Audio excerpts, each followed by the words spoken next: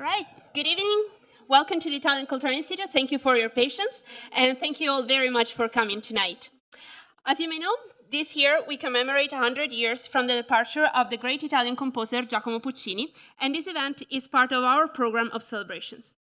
Tonight, we have the pleasure of welcoming Speranza Scappucci, internationally renowned conductor and musician, who will share with us her insights and knowledge of Giacomo Puccini and his opera Turandot. After her studies at Juilliard School in New York and the Santa Cecilia Conservatory of Music in Rome, Conductor Scappucci was the first Italian woman to ever stand on the podium of the Teatro alla Scala in Milan, where she debuted with a production of I Capuleti e Montecchi. Her debuts in London, Berlin, and Paris consolidated her position as one of the most interesting conductors of her generation on the international scene, with experiences from Tokyo to Toronto.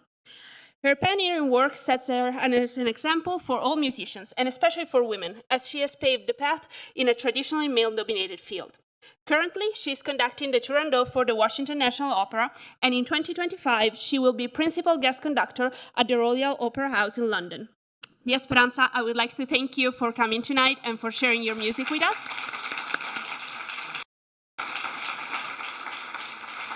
Thank you so much. Before we start, I would also like to thank the staff of the Italian Cultural Institute, Michele, Ferruccio, Pasquale, Carlotta, and Giulia, as well as all of you, dear guests, for coming and joining us tonight. So I now leave the podium to you, and we look forward to hearing all about Puccini and Turandot. Thank you. Give me 1 second to set up.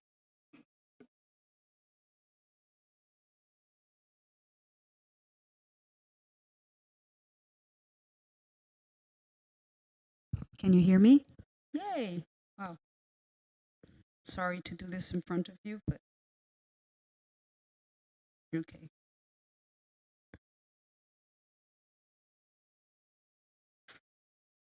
Do I look okay? Yeah, fine? Good. All right. Hi, Michael. Nice to see you.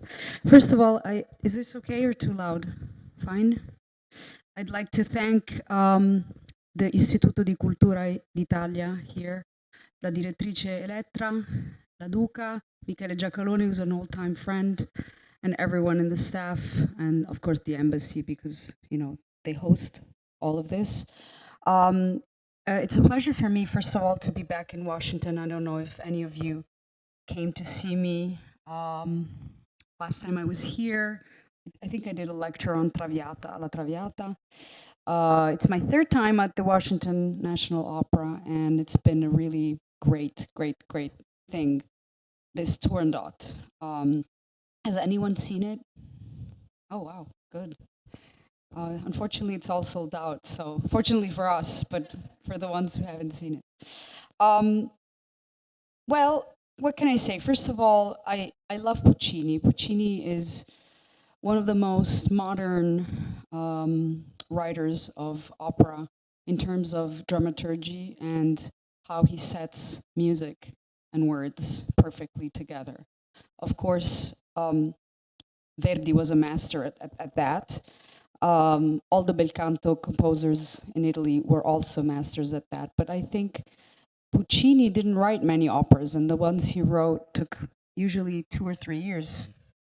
Gestazione, we say in Italian. I don't know how would you translate that word? Yeah. So it was always a lot of going back and forth. We know that for Butterfly, he wrote 4 or 5 different versions. For Bohème, he went back and forth and changed things. With Turandot, it was a special thing where he really ifed and ummed for years. Just to give you a little bit of a background, he wrote this opera between 1920. Is this annoying to you, this little buzz? Yeah. Is this better? Okay, good. You can still hear me? Okay, good. So, basically, in the years of the war, the first war, 1914 war, he got commissioned in 1913 to do a new opera that was supposed to be an operetta. He had never been challenged to do something like that. From the Vienna, what is now the Volksoper. It was called the Karlstheater. And that opera became La Rondine, who whom I had the pleasure and honor to conduct just before coming to Washington at the Met in New York. It's a beautiful piece, La Rondine, in which Puccini tried to combine what the Viennese operetta was, but in an Italian style, so with Italian melodies. And he didn't want to put the dialogues in there, so he put a lot of recitative, you know. La Rondine is considered, especially the first act of La Rondine, kind of like a Italian Rosenkavalier. It's a lot of like spoken, sung dialogue with melodies and charming melodies. And then he never really ended up writing it for Vienna because the war happened. And so finally, it was premiered in 1917 in Monte Carlo, in a very safe, sort of neutral place in Europe at the time. It's still buzzing, I don't know why.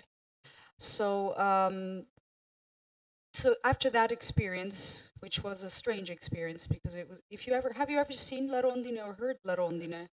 Yes, or there's an HD. Actually, if you go on YouTube, you can find the HD of the one I just did like a month ago. So I encourage you to see it, not because of me, just to hear something completely different from Turandot. You know, melodies of La Rondine are things like um,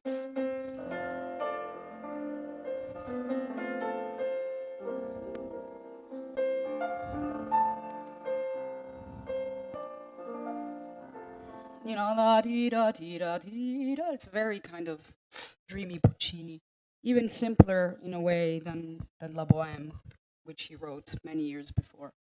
After that, he wrote Il Trittico. Il Trittico is three operas in one.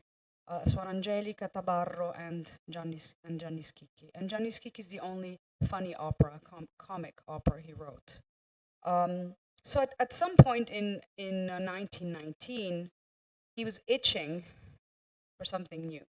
So he summoned his librettists, Adami and Simoni. This is a beautiful book, which I encourage you. It's called Puccini, Life and Works by Julian Budden. No one knows it. It has a lot of letters from Puccini.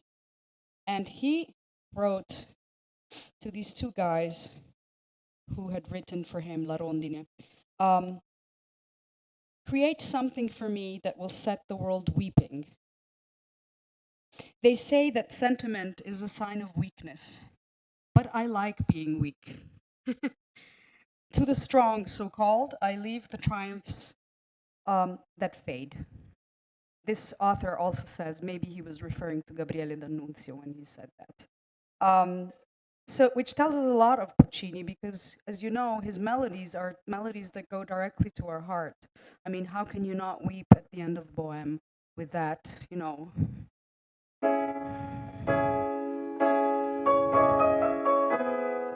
You know, it's just he's such a genius at all of that. So he wanted something that would stay for the ages. And therefore, in 1920, in March of 1920, he met again with his two libretti writers, Adami and Simoni, who finally dropped the name Turandot to him, the magic Turandot. And they said, especially Simoni said, here's a play from Carlo Gozzi, who was a playwright at the end of the 1700s in Italy, who's kind of a counterpart of Carlo Goldoni. And this play was based on a French work, Les Mille et la Nuit, which was a translation of Arabian fairy tales of, you know, the medieval ages by Lacroix. And in this play, it was the fairy tale of Turandot, a princess who will marry only someone who guesses the three riddles. In the process, beheads all sorts of people when they don't, you know, guess the riddles. And in the Gozzi play, Gozzi introduced some figures of the Commedia dell'arte, like Truffaldino and, you know, Brighella, and because he wanted some comic relief, you know, to happen during this big, heavy, let's say, piece. So Puccini read the play, and there's a letter which I would like to read to you, in which he says to Simoni, I've read Turandot, and I don't think we should abandon this subject. Yesterday, I was speaking to a foreign lady who told me that this work had been given in Germany with a mise en scène by Max Reinhardt in a very curious and original manner. She's going to write for a photograph of this mise en scène so that we can see what is amounted to. But for my part, I would advise sticking to this subject. Simplify it. He's talking to his librettoist. Simplify it as regards the number of acts, so as to make it run smoothly and effectively. And above all, heighten the amorous passion of Turandot. This is a very important point, which she has smothered so long beneath the ashes of her pride. ... All in all, I consider Turandot the most normal and human of all Gozzi's works. In short, please, I would like a Turandot filtered through a modern brain. Yours, Adami, so the librettist, and mine. So he was very intrigued by this story. And one should say that two other Italian composers had attempted to write Turandot. One was Antonio Bazzini, who was the teacher of Puccini, and the other was Ferruccio Busoni, who was a composer at the beginning of the century, who initially wrote some incidental music to the Gozzi play that, became a sort of Turandot suite. But Puccini's work is completely detached from all of this. He wanted to create something that was grand, something that was very different from La Rondine, different from the Suor Angelica, different from Gianni Schicchi. And so they started working on this opera, which I think became one of the greatest operas he ever wrote. But I also love all of Puccini's operas. What I love about Turandot, and people who've maybe come to see it have felt through my conducting, is that yes, it is grand opera, yes, it's full of big choruses, but there's a lot of intimate moments too. And it's my job as a conductor and for the singers to highlight that contrast. In other words, when Liu sings her arias, there's an intimacy and a special quality to them, and delicacy that contrasts so much to, let's say, the riddle scene, the big scene where the chorus. So what I would like to do with you a little bit now is go through the score and explain to you how Puccini uses musical cells to describe the characters. One important thing that we have to keep in mind is that, of course, it was set finally through the centuries. That story ended up from Persia to other Oriental countries. It finally was set in China. So we do not have to forget that in those years there was a lot of still of the Impressionism in Europe. Yes, it was the 20s, but Debussy was still, in the air. Ravel also, and all those composers and painters loved everything that came from that part of the world. It was fascinating for them.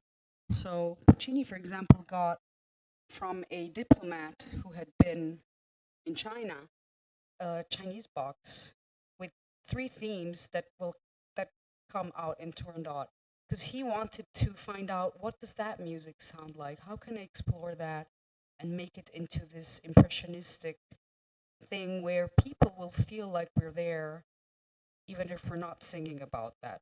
You know what I mean? Like that the texture of the music paints something. So the music is imbued with all of that. But there's also a lot of things that are dramatically just typical Puccini, like a good old melody, like Nessun Dorma has nothing to do, with the pentatonic scale. So without further ado, because I don't want to bore you with my words, so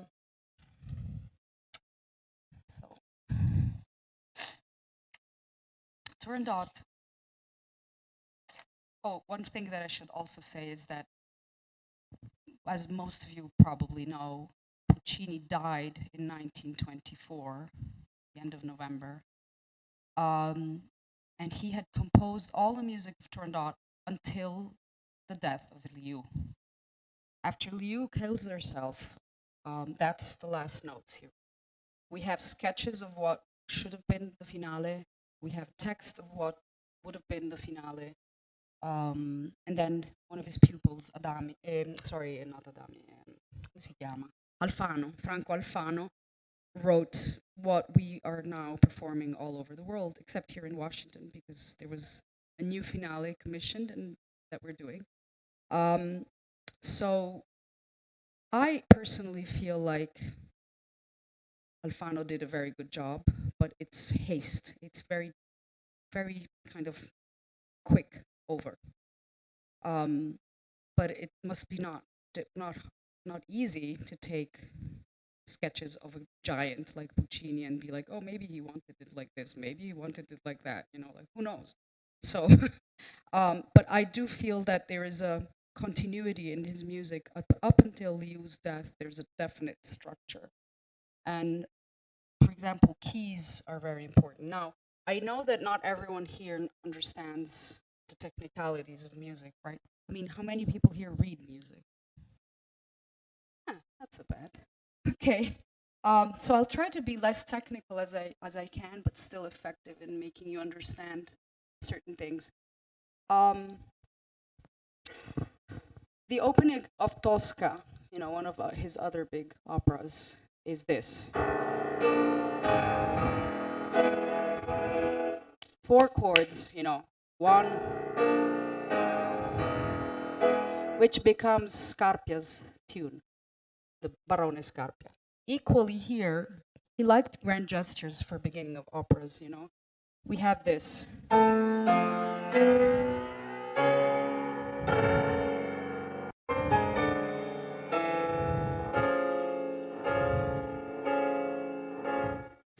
It's funny because through these 4 notes, for me, he already introduces us in a world that is definitely not Italy, for me at least.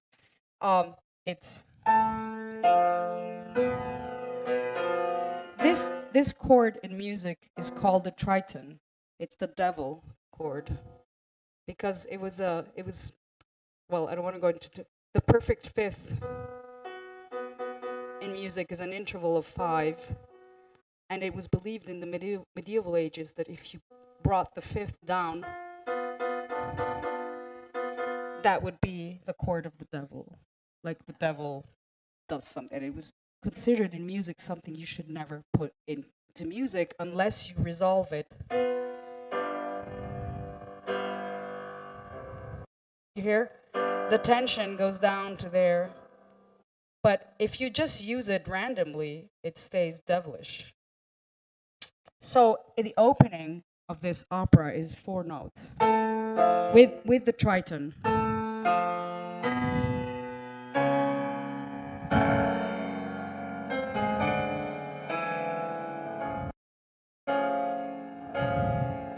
Then for about a page, we hear, right? And then we have the Mandarin, who's the announcer of the kingdom. Popolo di Pechino, la legge è questa, this is the law. Turandot is the pure sposa, will be the bride, pure bride, of only a prince that will guess the 3 riddles. So that's like the introduction, and the first character we see is this guy who's and we get a sense of fate, that's just the way it's gonna be, and that's Puccini's way of doing it in music, is this, repeating that chord forever. Then there's a xylophone. And also what he's doing is he's putting a major chord You hear this chord. This chord usually is quite sunny-like, like it's a bright chord. It could be happy birthday, you know what I mean? But what does he do? He puts that chord against another chord, which is a minor chord. And it's only a half step. Half step is a baby step. So what he's doing really, I'm going to play it. Instead of playing it here, I'll show you. It's major chord, minor chord.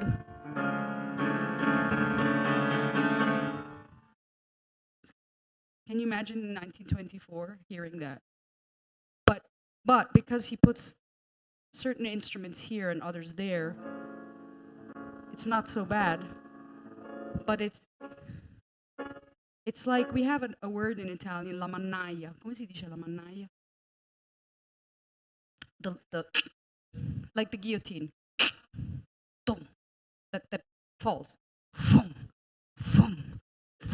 That's the theme of the opera. Guess your freaking riddles or...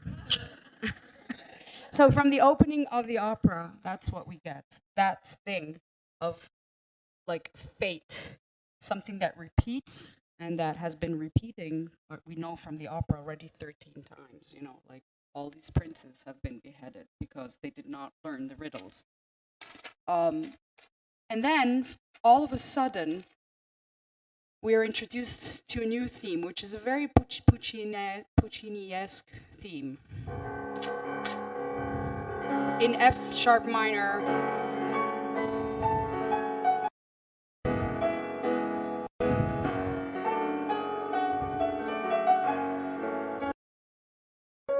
So you see, this is a very Puccini, very grand. To me, that when the orchestra plays all of that, it gives the sensation. I see the mountains. I see something big because of the way it's written. It's open eighth, open octaves. Open octaves in music are this. It's not right, but it's just open.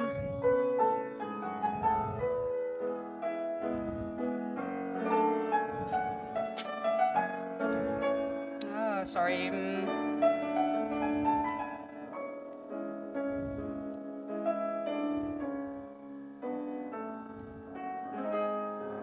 And we discover through all of this, there are some characters on stage, that there's someone recognizing someone else and saying, oh my God, it's you, my father. So Calaf, the prince from a foreign land, recognizes his blind father, who is being walked by a really lovely young lady, who's Liu. And then he asks her, who are you? Who are you? Who are you? Why are you helping my father? We understand from the beginning that all these people that are there in the chorus, they are people who have lost everything. They are under, how do you say, they're the popolo.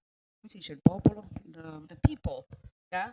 And they are waiting for mercy. Like, they really want someone to come and guess these freaking riddles so that there's no more blood, no more violence, right? And so we are introduced to the character of Liu, which for me is the character that Puccini loved most in this opera. I usually recognize the character he loves more because he gives them the best music. And all of the women in Puccini, basically, except a couple of exceptions, always tragically die in his operas. Either because they're sick, either because they kill themselves, either because, they die. So Liu also dies. And I'd also find a very strange coincidence that he died after writing Liu's death. I'm sure it's a coincidence, but it's evident that he loved that character very much. And the first time we hear her, we know immediately from the way he writes the music that she's of Chinese descent, because Puccini introduces pentatonic scale. A pentatonic scale is, can I do it? You hear, I'll just play it for you.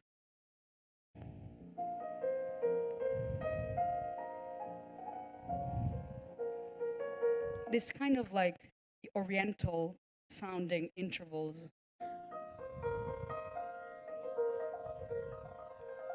You will hear this kind of thing in Debussy a lot, if you like that kind of music. They used full tones rather than half steps. Full tone is this, a half step is this. So we know she says, I'm nothing, I'm just a slave, mio signore, sono una schiava. And why are you helping my father? Because one day, she says, perché un dì, nella reggia, in the regal palace, you, prince, you smiled at me. So I fell in love with, this is what she's saying. And una schiava, signore.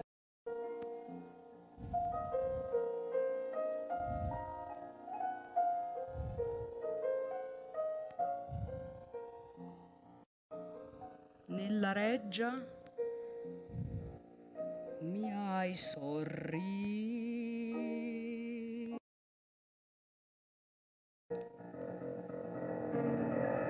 Now here we're introduced to a great theme. This is the theme of death in Turandot. What Puccini does is he uses an open fourth and fifth. This is an open fourth, and this is an open fifth, and he combines them. I was studying music in the conservatory, and they teach you harmony. One of the things they tell you is when you're composing things, because we have to learn, don't ever use open fourths, don't ever use open fifths, don't ever use the tritone. And here's someone who, 100 years ago revolutionized really the way of writing opera, in the sense that he went that way because he studied so much of the also Oriental way of doing music, the folk songs, that he saw that was being done a lot. And so this is the theme of the il boia, come si dice, the executioner, yes.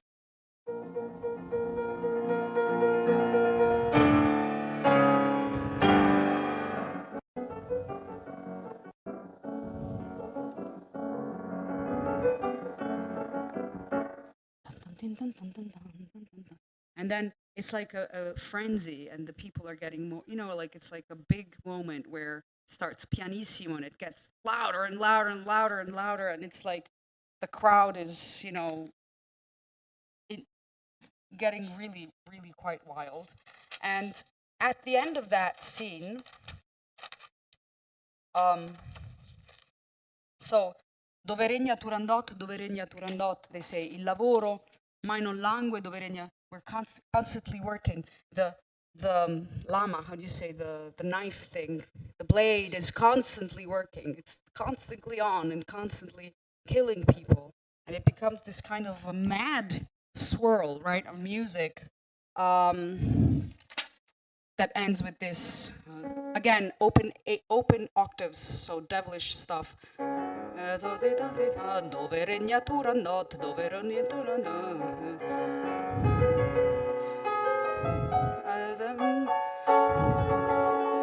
Right, and then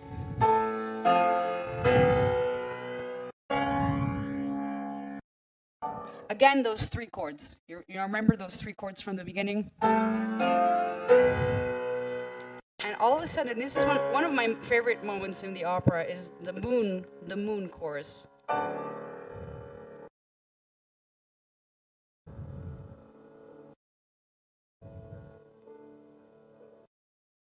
And the whole, it's like you're going from this amazing, like crazy dance nearly into something completely different. And see, that's so genius of him. There's no transition. It's like immediately. And all of a sudden, the moon is rising, and the chorus is talking to the moon and saying, talking to the moon and also saying that a new head will also rise soon, because there's another riddle, another prince being killed. And so there's this juxtaposition between the moon and the white face of the dead person. And it's so, and I know it sounds gruesome, but what he does is he puts in the strings, in the lower strings, and this kind of thing, shimmering, right? And then he stays on a D major chord. This is a D major forever. So we don't really know what's happening. This is very kind of Debussy-like. And then on the word, this is called chromaticism in music. Chromaticism is when you put, I'll put it very simply, on the piano is putting white keys and black keys together. So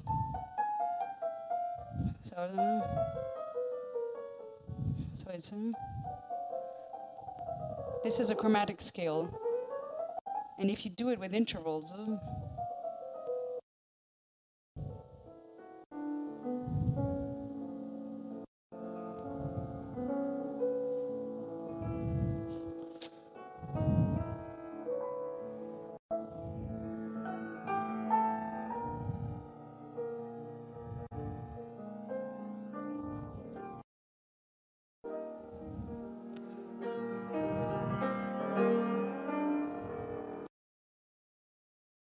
this for me it's like the can't really see it's night, the moon, you know. That's what I mean when it's impressionistic. Like there's a painting of what's happening in music. You know what I mean? If you close your eyes and you just listen, you can picture something. I mean, I picture that because that's what they're saying. You could picture something else also, you know, water, raindrops coming down, you know, whatever. And that's what is so genius about this. And they're saying, moon, rise, we want to see you. You know, you are the moon, you are the lover, the white lover of dead people. L'amante smunta dei morti. It's such a great expression. Like someone's being beheaded and they're saying, rise, you know, you are the lover of dead people. Because usually in a grave, we have the idea of night and the moon, right? Okay. And in all of that, there's a big crescendo, and I love this. This is a beautiful moment. And they start saying, okay, he's been killed again. So they start invoking the executioner, right?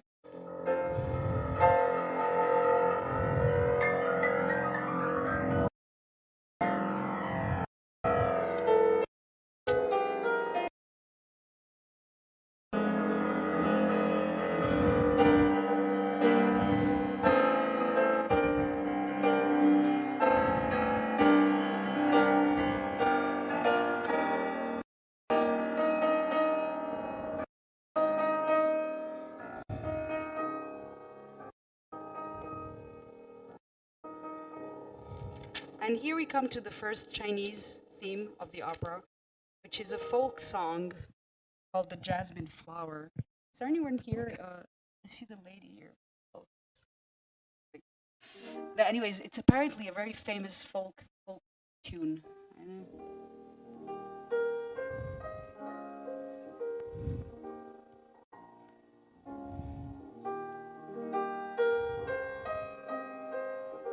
And this theme is Turandot's theme, the princess.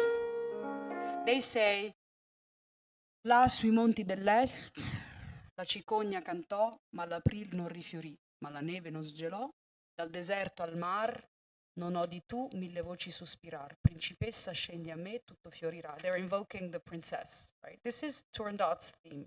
Throughout the whole opera, we will hear it piano, we will hear it mezzo forte, and we will hear it super forte, like at the end. And the trumpets go crazy, you know. I always have to do, no, not too much. But it starts here, and it's usually sung by a children's chorus off stage. In this production, they're on stage. And they're accompanied, imagine at the time, 1924, he died, but he started writing it in 1920, by two saxophones. which is not a very classical music instrument.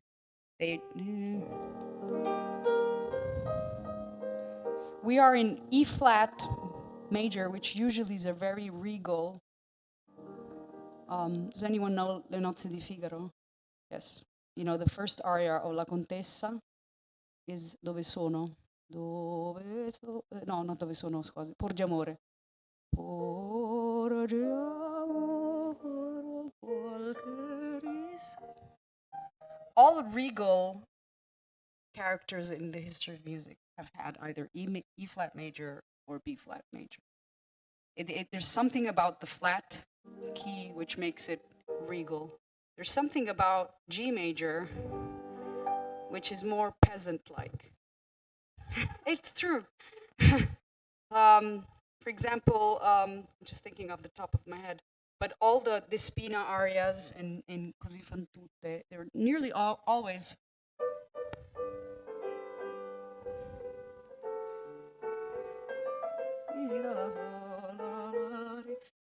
and also La ci darem da mano of Don Giovanni. It's in, I think, pretty much either A major or G major. Maybe it's A major. So I don't want to say something wrong, but there's something about the peasant music that is more in the sharp keys, and I'm obviously generalizing, but this is her theme, and it's in E flat major. And then, what is genius of Puccini is that all of a sudden this theme ends.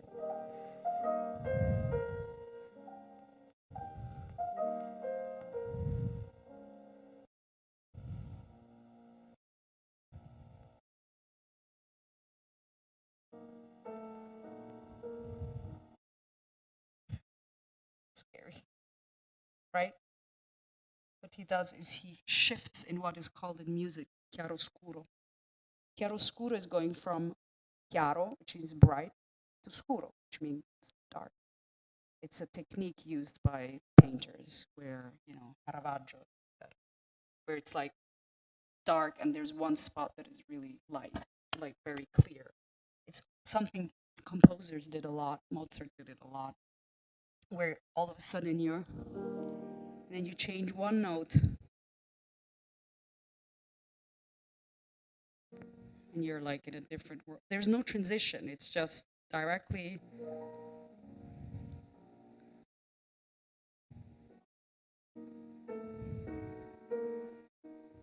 The poor prince of Persia enters. This is a typical funeral march. The funeral march usually has this rhythm.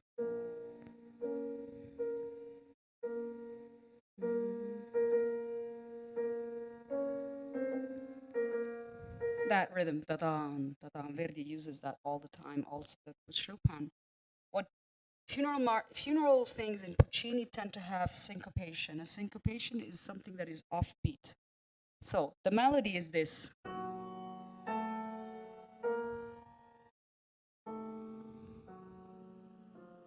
The syncopation is this. It's in the violas and in the strings. 1 and 2 and 3 and 4. So it's on.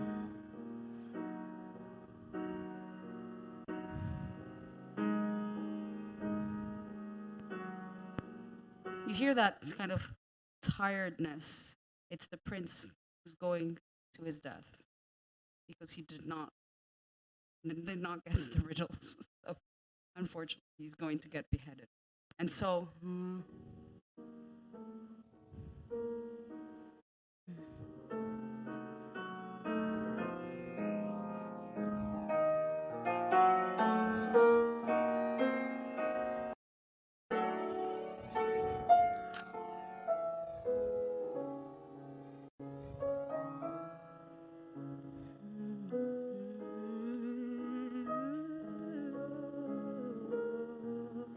And so on. And then what is marvelous about this scene is that at some point she appears, the princess. She's not singing, but she appears to look at the execution. And Puccini does a genius thing, which is do a big crescendo.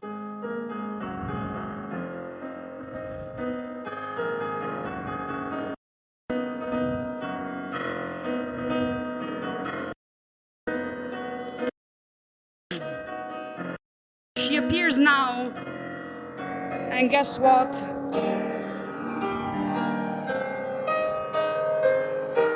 That same theme that the kids had sung before, the flower song, becomes like her appearance on the stage. So you see, there's all this like stuff that happens, and I mean, I'm a big nerd when it comes to singing. I'm constantly looking for. We could stay here for hours, but you know, one important thing I want to play for you.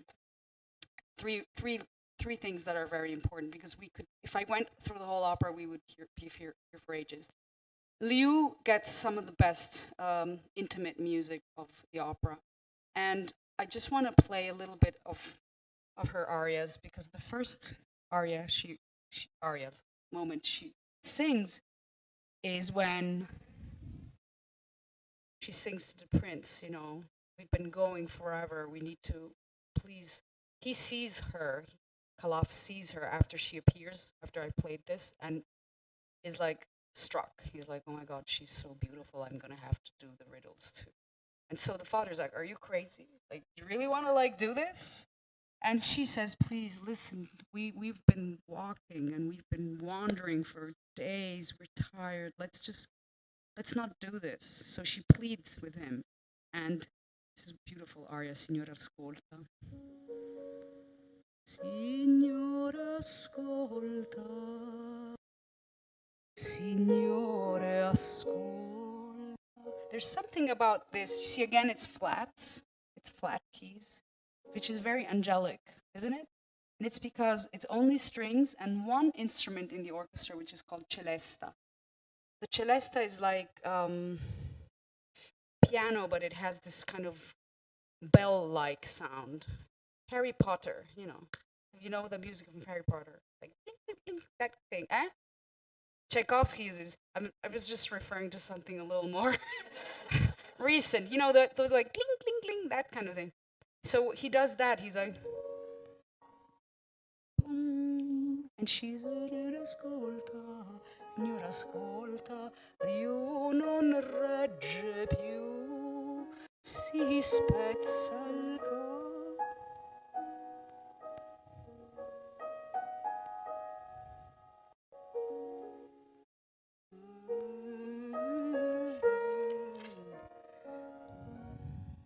So you see, there's something pentatonic, Asian kind of, but it's very Italian too, isn't it? Very melodic.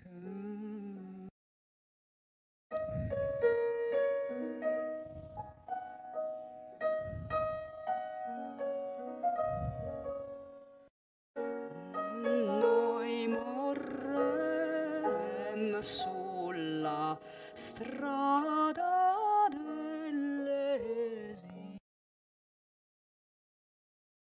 Ei perderà suo figlio. We will all die if you don't. She's saying.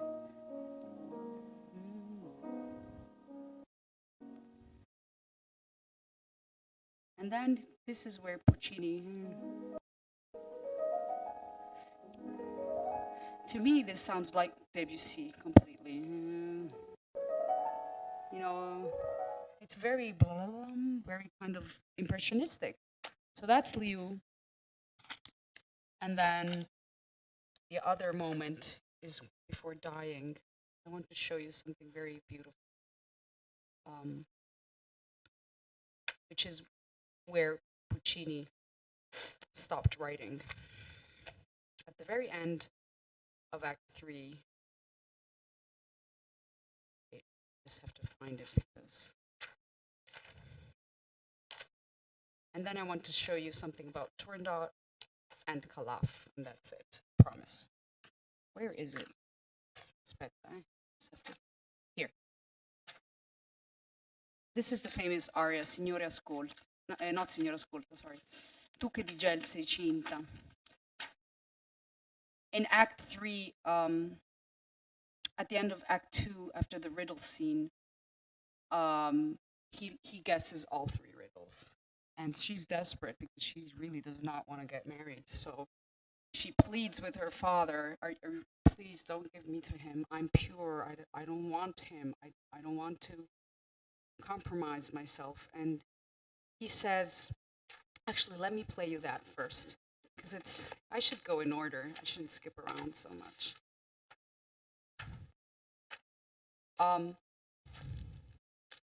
Here. So he says, I guessed your 3 enigmas, then now I will give you my own enigma. So the same music that was used in the enigmas,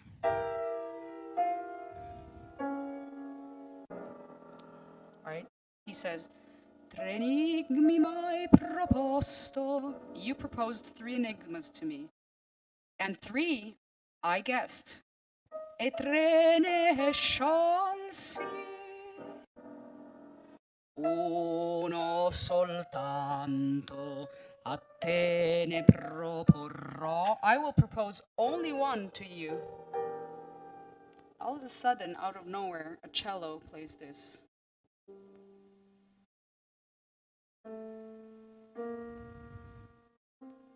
And the violins.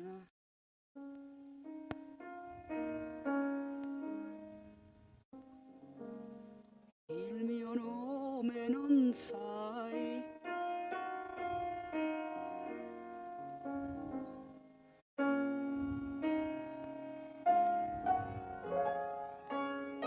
Tell me my name, he says. And before the dawn rises,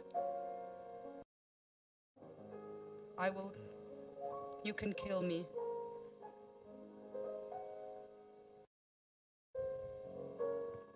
So you have to know that the theme of Nessun Dorma, everyone, you recognized it, right? Appears in the cello and in 2 very little violins, few violins, right in this scene.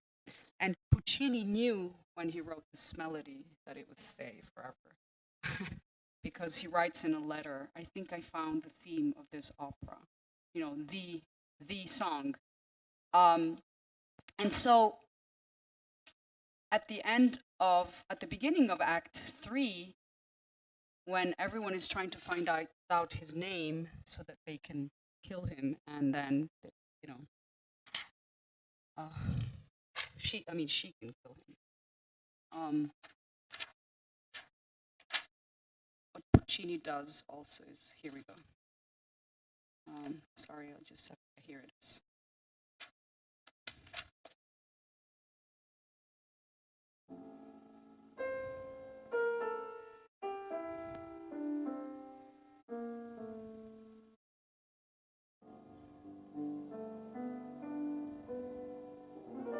You see this chord?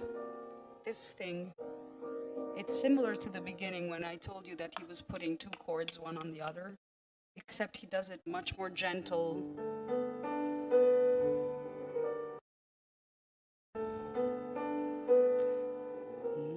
Nessun dorma. Tu pure, o principessa, nella tua fredda stanza guardi le stelle che tremano d'amore. And that's where I tell orchestras, e di speranza.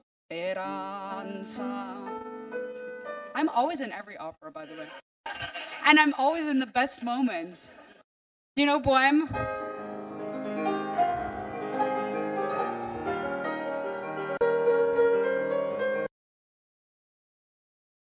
La spera.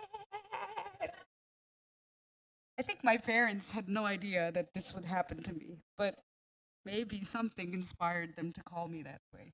Who knows? So this famous theme of Nessun Dorma, already he introduces in Act 2. This is what a lot of people don't know. And there's a letter in this where he says, even if he didn't write it in the end, we have sketches of the ending.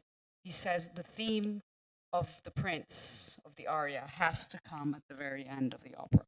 That's why both Alfano, even our composer for this new finale, Christopher Tin, at some point you hear that theme again. Because he knew that that was a winner, of course. And if he's going to end the opera in a good way, why not put the hit of the opera at the very end, right? So I just want to conclude with the juxtaposition of the two female characters. One, Turandot, of course, we didn't talk about her. She doesn't sing much, but the music she sings is astounding. Uh, this is one of the moments, for example, at the beginning of her In questa reggia, which I love very much.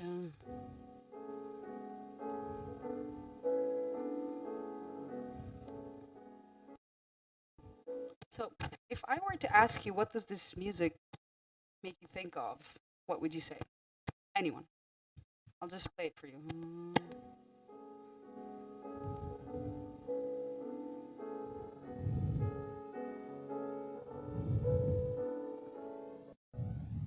A river, okay. So that's nature, movement of nature. Anything else? Uneasiness. What else? Oh, okay. Well, all of them are right. But what she's saying here, she says, you princes, I mean, prince, plural, who come from far away with your carovane. Carovane is caravans. I feel when I hear that, so river is fine, everything you're saying is fine, because she's actually recollecting what happened to her ancestor, who was violently killed and raped. And that's one of the reasons why she wants to revenge her ancestor, and she doesn't want any man to touch her. For me, I feel like Puccini would have written great movies, because I feel like I can see le carovane che vanno nel deserto. Come si dice? Desert.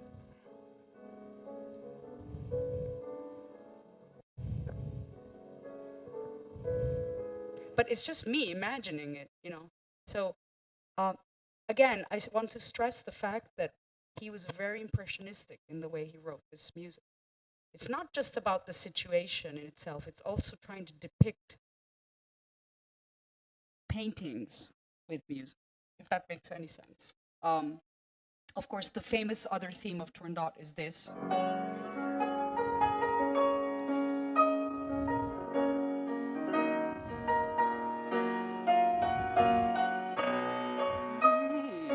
That's the theme of the riddles. And then the last thing I have to condense, and I can't talk here forever, is the Liu theme, which I find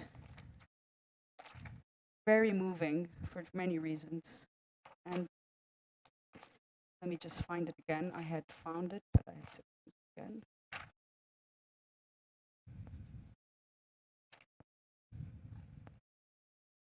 No, where is it? I'm so sorry. Here.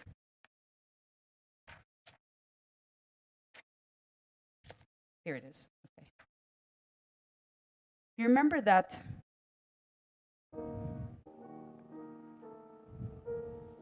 march that was in E flat minor for Liu's death? Same key.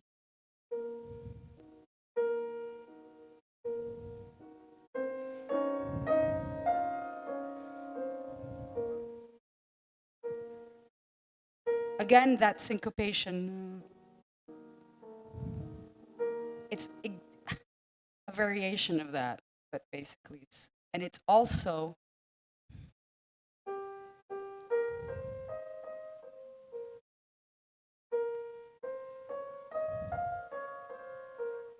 a kind of variation in minor. So in a way, she's the counterpart of Turandot. And at the very end, as you know, she says, I'm the only one who knows his name, but I won't tell you. So they torture her, and then she kills herself because she doesn't want to reveal his name. And these are the last bars that Puccini wrote. And I will stop there not because to make a dramatic ending, all of this. But I do believe that everything that's been written later on has been successful attempts to do, but we will never know really what he would have written. Probably one of the greatest duets in the history of music. So after she's killed herself, there's all of this funeral music, and the very end of that, the chorus sings, Bontà. Perdona, dicono. They say, forgive us. Forgive us.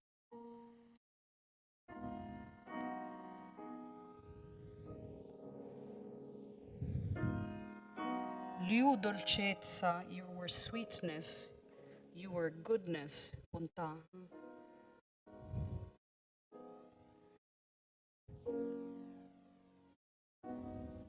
And you were poetry, they say.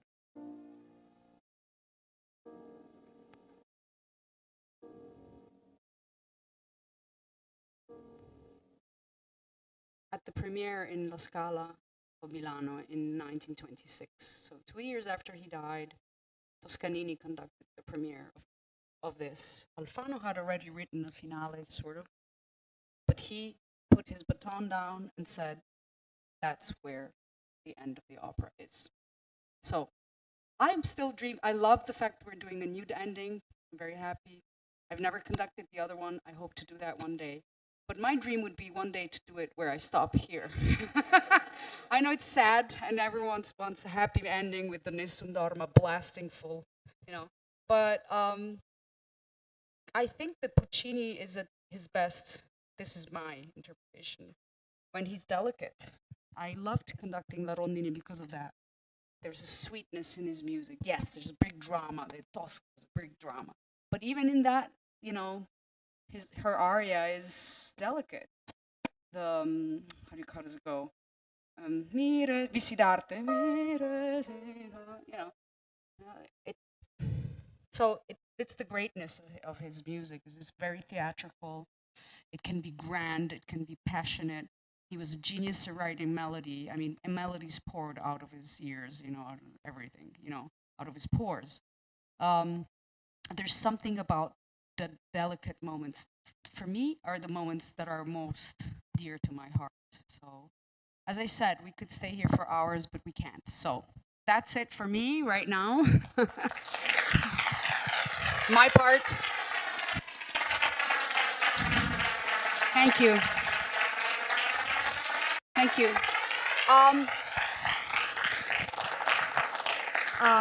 Thank you very much. I think Michele has ice cream cone thing there. Yeah. If you want to ask me any questions. I have a question, but I'll ask later. Later? Well, Okay. Don't be shy. Okay, there's a gentleman here.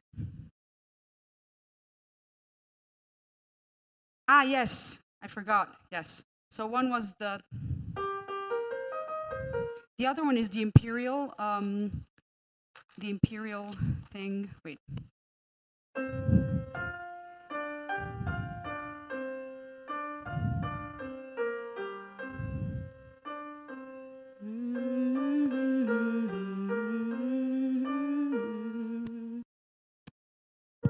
Sorry, I can't remember. By melody, by memory. That's one. And the other one, the longest one, is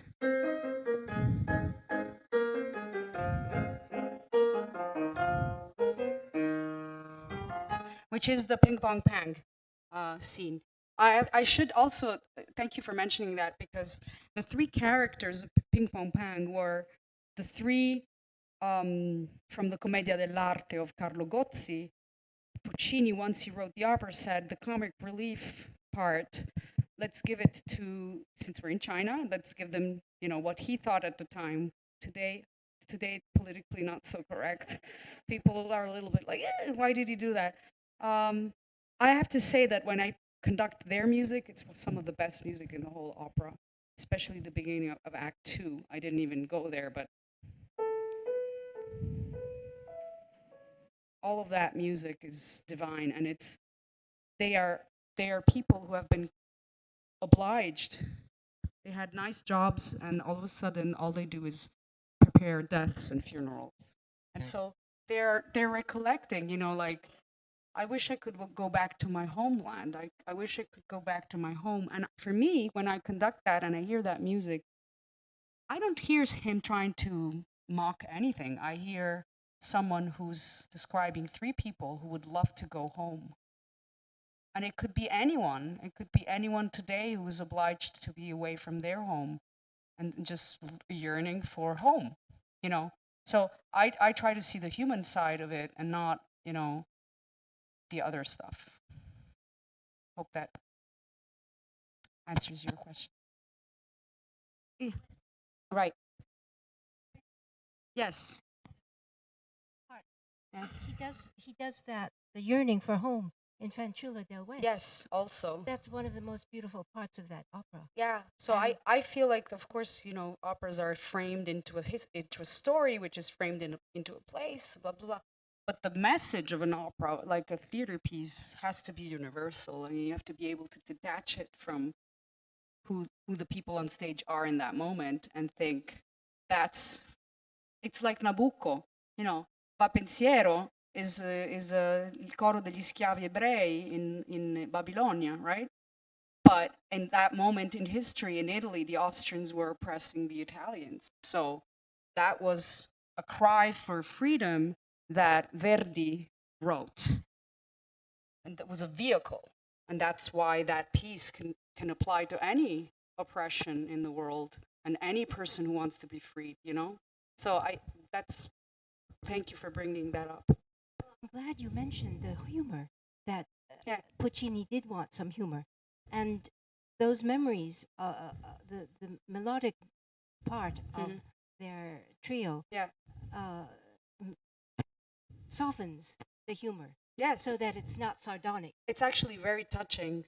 For me, it's one of the most touching moments in the opera. And I try to conduct it and let them sing it like that, so that people are like moved, actually, you know, while they're doing that. Thank you for that. Anything else? Yes, the lady here.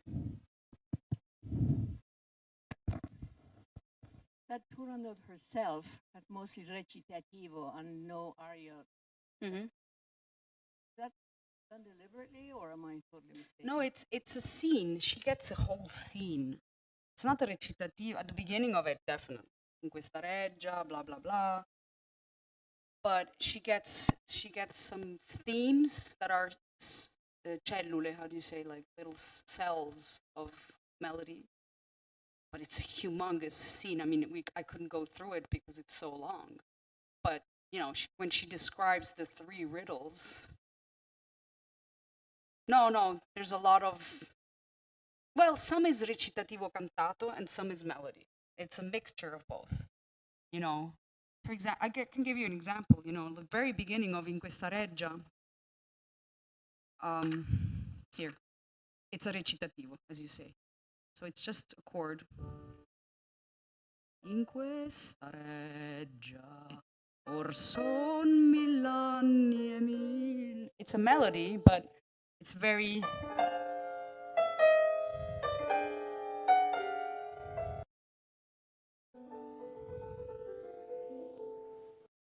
Then she sings alone, you know, all of that. So very recitativo, right? But then, all of a sudden,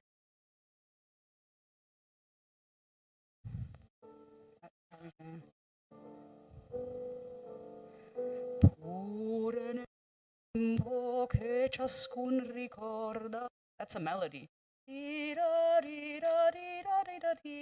And then she keeps going, and then all of a sudden, the carovana moment, right, that I told you, becomes a huge melody.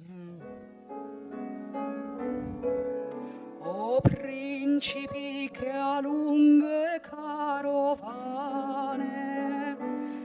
d'ogni parte del mondo qui venite a gettar la vostra sonno.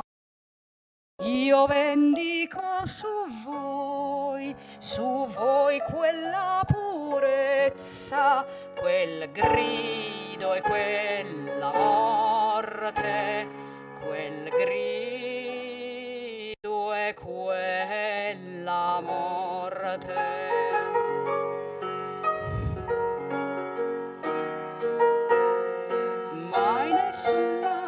It is a dialogue. You're right in saying that there is melody. She is in the melody. She has a more speaking song quality to her. And then these big moments where she can sing her high C and hold it forever and everyone's happy. Yeah. Anyone else? Oh. That I don't know. I have That to he speak on- chose the children to sing. he the in track. many operas, well, there maybe because of the purity of the sound of children makes it very pure. She's pure, Turandot. We know that she's not been with anyone. So But he hasn't used children's chorus in any other opera. yes, has he? in Bohème, Bohème. Bohème has a big Right. Yes, big street children. scene. Yeah. Tosca. In Tosca, in Suor back. Angelica, there's children in the back. Yes. Well, it introduced that theme, which is her theme. Yes, that's true. Yes.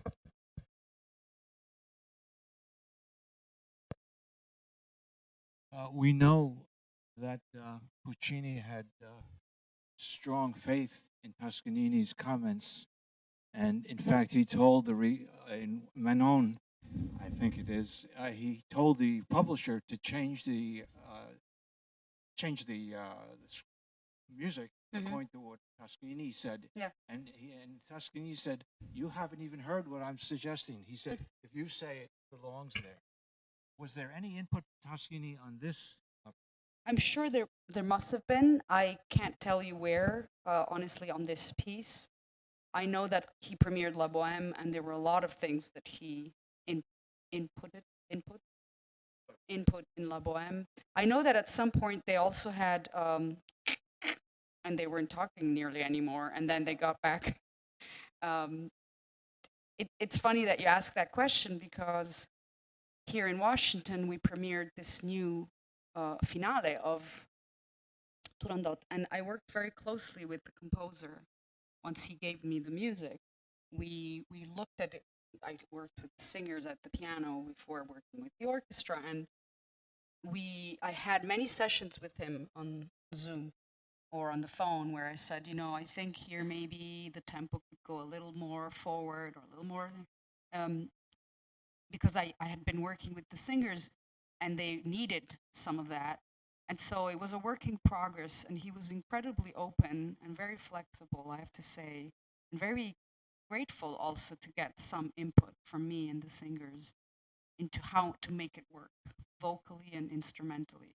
So, of course, I'm no Toscanini, but I'm just saying that when it's a nice thing when that can happen, that you have a living composer who trusts the conductor.